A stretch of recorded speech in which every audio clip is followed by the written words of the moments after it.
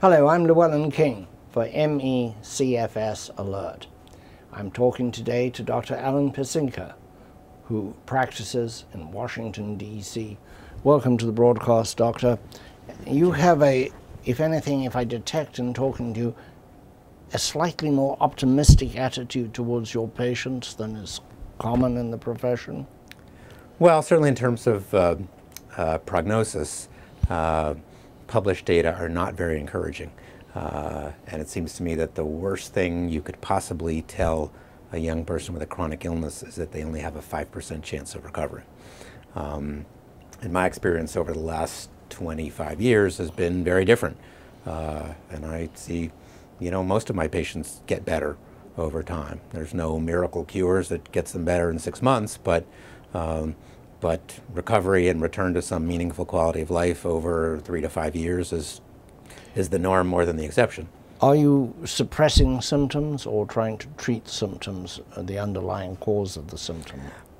I think none of us really has a good understanding what the underlying cause of this is. I think I'm certainly treating symptoms, but the symptoms that underlie the fatigue are, to a large extent, non-restorative sleep, chronic and usually undertreated pain, autonomic dysfunction, and in a lot of patients, depression, which is the result of and not the cause of their prolonged illness, but nevertheless a factor in fatigue and poor sleep and pain. So all these factors need to be addressed simultaneously, but that's in a nutshell what my treatment program's all about. So somebody comes to you, they've got the disease, they've not found a doctor who understands it, which is quite common. I got a very sad letter from a lady in West Virginia, for example, who couldn't find a doctor who knew what the disease was. They come to you, you decide that they have the disease, you do the tests, so such tests is available. And what would your first treatment be? How would you go about this 5-year process of restoring them to some sort of function? Well, I guess I would say initially that, right, I mean, my first step is to make sure that they really do have CFS and not something else. And an awful lot of patients who refer to me for treatment of CFS do turn out to have something else. But yes, the patient has CFS. I guess my initial steps are probably probably number one is to try to improve the quality of their sleep.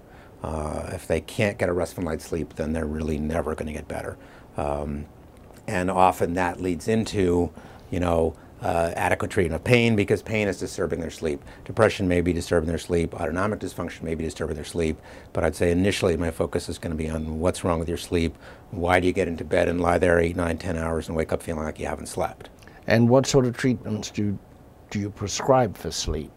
Do you use sleeping pills or anything? No, I don't typically use sleeping pills because sleeping pills don't usually address what the underlying problems are. The most common problems that we see in sleep studies when we do sleep lab sleep studies are decrease in deep sleep and an increased number in what's called arousals, in disruptions in the continuity of sleep. And so generally your conventional sleeping pills don't affect either of those things. They don't reduce arousals, they don't increase deep sleep. So there are other medications that do that. Pain can be a common cause of arousals and sleep disruptions. So as I said, treating pain often becomes, so it's not unusual for somebody to need a combination of 4 or 5 medications at bedtime. A pain medication, a muscle relaxant, something to help them fall asleep, something to reduce arousals, something to increase deep sleep. But that's really, as I said, that's where my initial focus is. Okay, if you can't get a restful night's sleep, you're not going to get better.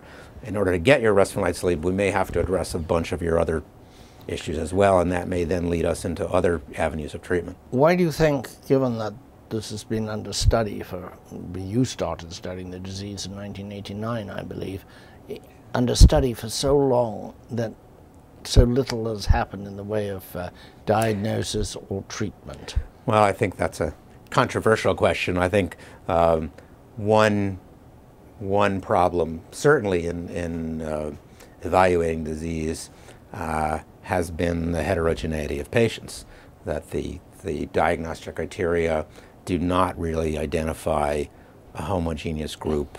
When you know, in the very early days, right, mid, late 80s, even seeing patients who'd come to NIH for evaluation of CFS, it was clear they didn't all have the same disease. And even now, when I see patients with CFS, there are some who clearly have a lot more immune dysfunction than others. There are some who may primarily have what looks like a chronic pain syndrome. There are others who have one of the joint hypermobility syndromes like Ehlers-Danlos syndrome, which is associated with similar sleep disorders, similar chronic pain, similar autonomic dysfunction. So I think the heterogeneity of patients has been a problem in trying to identify any kind of specific, any kind of treatment, because clearly if you've got patients with different things and trying to give them all the same treatment and trying to make decisions about whether it works or not, it's going to be problematic at best. As a clinician, do you think that there's likely to be a point where we might decide we've been on the wrong track altogether, the same way as we did with stomach ulcers, when we went from thinking that it was a result of stress, and in fact they were caused by a foreign agent? Well, my bias, you know, in my experience over the last couple of decades has been that that CFS is more of a disease of the autonomic nervous system, of chronic pain, of disordered sleep, than it is a primary immunologic disorder. And that's, you know, in a sort of backwards sort of way, I've come to that conclusion because when I treat patients for their sleep problems, their autonomic problems, their pain, their depression, they get better without my having to give them antivirals and antibiotics and immune modulators and all kinds of other stuff. Whether fixing these other pieces makes their immune system better, I don't know, but it's led me to believe this is not a primary immune disorder. For people who are not familiar with the language of medicine, autonomic, what does that mean? I'm sorry. The autonomic nervous system basically is the part of your nervous system that regulates everything that goes on automatically. So your autonomic nervous system regulates heart rate, blood pressure, breathing, digestion, your sleep. So these are not things you have any conscious control over. Your body normally regulates these things in a smooth, even way. Patients with CFS tend to have very disordered, chaotic rhythms. Their heart rate, their blood pressure, their digestion, their sleep are not smooth and steady and even. They tend to swing from one extreme to the other. And so that's what we call dysautonomia or autonomic dysfunction. Not many doctors are confident that they can long-term help their patients with CFS. You are. Do you go back or see again any of these patients who have returned to normal life after 5 years or so? Yeah, I see. Yeah, I have many patients who are back to work. What I tend to say is that the patients who were working 75 hours a week before they got sick are back working 55 hours a week. If they go back to 75, 80 hours a week, some of their symptoms start to get back. If they have a unusually stressful week, they may have to spend a day in bed Saturday recovering. So I certainly talk about recovery and not cure, and these people are better, but not completely. But yes, I have many patients who've been, and again, to get back to the prognosis issue, I have patients who've been sick for 20 years who start getting better after 15. Of the patients who've gotten better, is there anything in your cohort that is similar? Are they predominantly women of a certain age, men of a certain age, of a certain socioeconomic background? Are there commonalities, transcendent commonalities?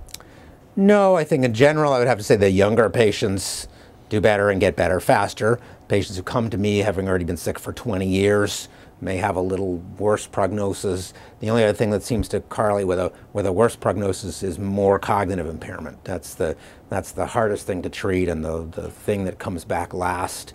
And so yeah, otherwise, yeah, by no means am I trying to say that every single CFS patient that I see is recovered and back to work, but certainly in my practice the number's been probably 80 to 85%. There's a small percentage that long-term disabled, no matter what I seem to do for them, they don't get better. How frequently do you see a patient? As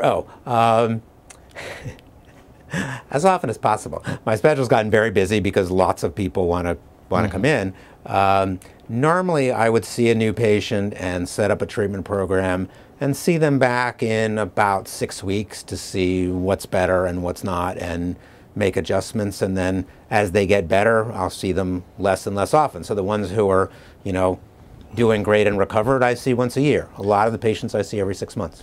Do you have any broad advice you'd give to the patient community? Is there one thing you shouldn't do? I mean, they would tell diabetics not to have sugary drinks. Is there any sort of broad piece of advice that will be helpful? Well, the broad advice when people say, okay, what do I have to do to get better? I tell them, you have to get a better night's sleep. You have to not underestimate your pain. You have to treat your pain adequately. You have to rest when you're tired and not plow through the fatigue. You've got to make sure you're getting adequate salt and fluid, that you're not dehydrated.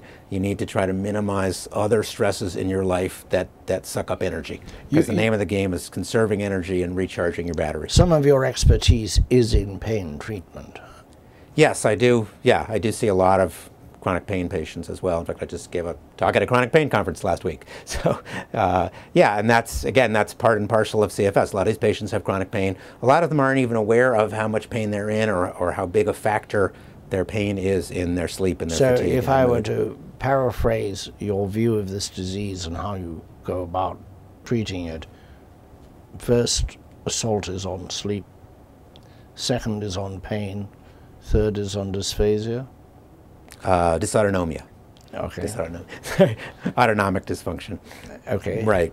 So those are major factors, and if we can get those, better, then patients will start to feel better and do more and sleep better and feel better and do more, and we'll get a lot of those vicious cycles going back the other way.